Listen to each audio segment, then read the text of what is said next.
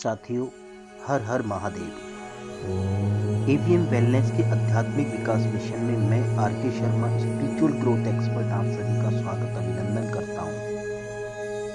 साथियों, इस वीडियो के माध्यम से आज मैं आपको बता रहा हूं कि लोग काला जादू क्यों और कैसे करते हैं। अगर यह जानकारी आपको पसंद आए तो अवश्य लाइक और सब्सक्राइब करना। साथियों, आज का आधुनिक मनुष्य कुछ सांसारिक वासनाओं को प्राप्त करने के लिए नित नए कार्य करता है तथा कुछ पाखंड के वशीभूत होकर किसी की जिंदगी से खिलवाड़ करते हैं।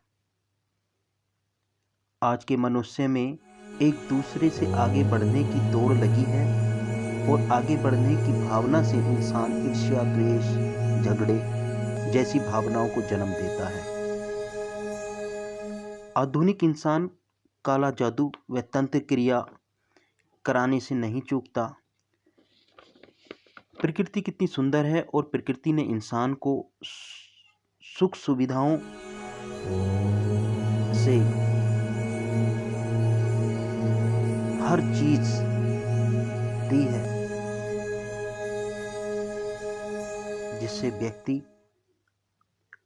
अपना जीवन अच्छे से व्यतीत कर सकता है। लेकिन कुछ लोग सांसारिक वासनाओं में फंसकर ईश्वर द्वारा दी हुई शक्ति का गलत उपयोग करते हैं। मेरा उद्देश्य किसी की भावनाओं को ठेस पहुंचाना नहीं है, बल्कि इंसान को कुछ बातों से जागरूक कराना है। साथियों, परमपिता परमात्मा द्वारा यह इंसान जिसे सब सुख सुविधा पाने का अपार शक्ति से परिपूर्ण बनाया है, क्योंकि मनुष्य में स्थिर विद्युत नाम की एक ऊर्जा होती है। मनुष्य संसार में जिस चीज की संपर्क में आता है उन चीज में उसका अंश रह जाता है। सबसे ज्यादा अंश उस वस्तु में होता है जो उस इंसान के बेहद करीब होती है। बस यही है।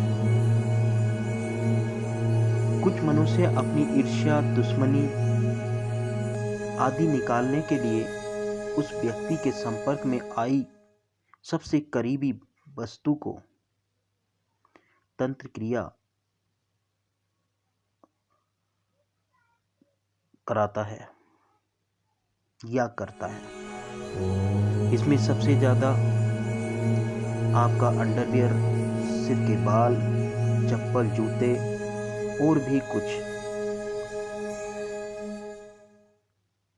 इन सभी चीजों पर वह क्रिया कराकर उस मनुष्य की जिंदगी से खिलवाड़ करता है। उसे अपनी मर्जी मालिक कार्य कराता है तथा उससे अपना मर्जी मालिक कार्य कराता है, यहाँ तक कि उसकी जान भी ले लेता है। इसलिए भारत में सभी चीजों को बहुत ध्यान में रखा जाता था, लेकिन आज का आधुनिक मनुष्य इन चीजों का ध्यान नामात्र के लिए ही करता है। लोग इन चीजों को आम प्रक्रिया मानते हैं। आत्मज्ञानी ही नहीं बल्कि साधारण लोग भी। अपने सामान का ध्यान रखना, गंदे कपड़ों में को किसी टोकरे में बंद करके रखना, ये सभी भारतीय संस्कृति का इतना गहरा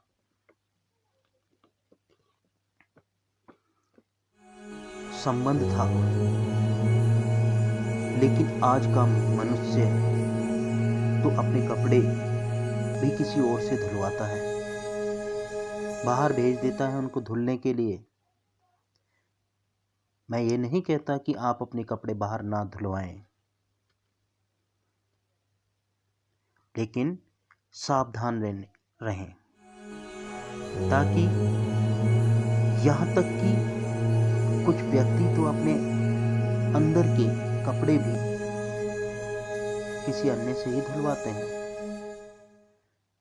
और इसलिए काला जादू व तंत्र क्रिया करने जैसे लोगों को यह आसानी हो जाती है, क्योंकि जो चीज मनुष्य के सबसे ज्यादा करीब में होती है उसमें उसकी ऊर्जा का अंश अधिक होता है और वह लोग तंत्र व जादू जैसी क्रियाएं उन पर करते हैं। और जब यह क्रिया ऐसी हो जाती है तो वह व्यक्ति परेशानी, बीमारी, नुकसान का भंडार बन जाता है।